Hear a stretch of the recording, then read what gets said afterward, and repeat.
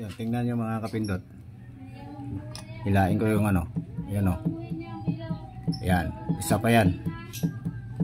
Isa pa yan na papalitan natin tong bearing ng kanyang crankshaft. Oh. So ang luwag na ng bearing. So tatanggalin natin to. Bibiyakin natin ulit si Beeperman. Para isang gawa na lang. So sa piston, may pamalit na ako dyan.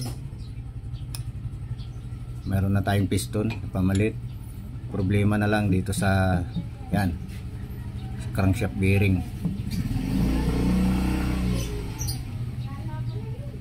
Wala na, paano kaya to?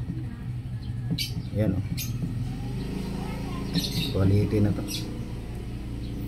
Problema nito mga kapindot, ano kaya itong gagawin natin dito? So dadalhin natin to sa machine shop. Wala tayong pang backlash dito.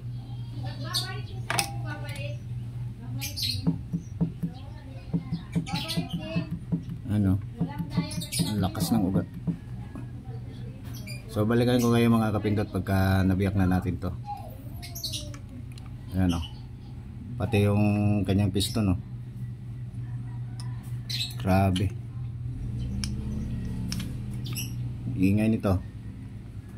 Kaya lumalagitik to, yung parang nagbabanggaan.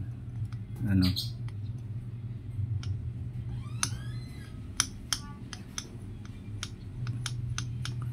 pagmasdan yung pin on.